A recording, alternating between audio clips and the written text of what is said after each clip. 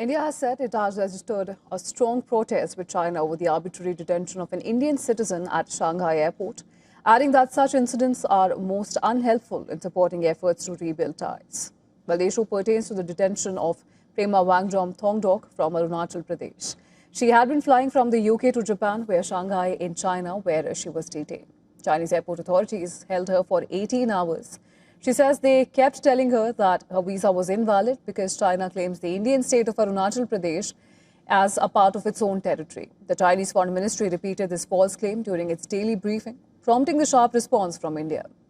Indian Foreign Ministry spokesperson Ranveer Jaiswal said that India had taken up the incident very strongly with China. He told the media that arbitrary action by China involving an Indian citizen are most unhelpful towards efforts being made by both sides to build mutual trust and understanding and gradually move towards normalization of bilateral relations.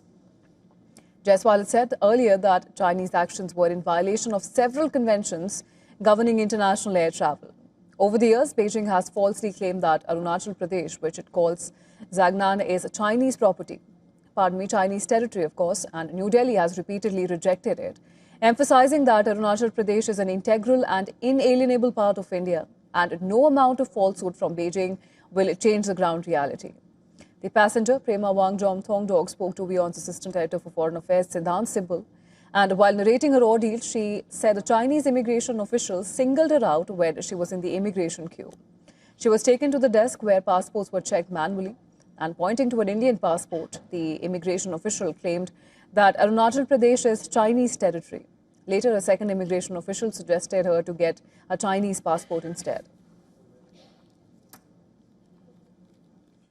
This year, as soon as I crossed the E-gates and was queuing up at the Shanghai security gates for transferring onto my next flight to get to Japan, one of the immigration officers came to me, took my passport, and asked me to follow her, and basically took me close to, basically taking me back to the E-gates. Just next to the E-gates is the manual counter for immigration.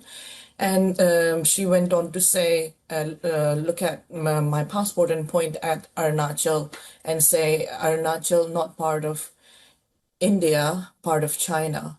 And basically that my Indian passport was invalid.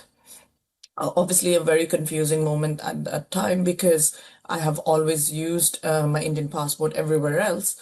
And she refused to accept an Indian passport as a form of travel document. And basically, even between the walk from that part of the airport to the other, the immigration officer, the second immigration officer, was quite rude, and she basically went on to say, "Why don't you apply for a Chinese passport? We cannot let you go. Your Indian passport is completely invalid." The incident came weeks after India and China reached an agreement to resume direct commercial flights and ease visa restrictions. Measures which are intended to stabilize ties after years of strain. The Shanghai episode risks undermining that fragile detente.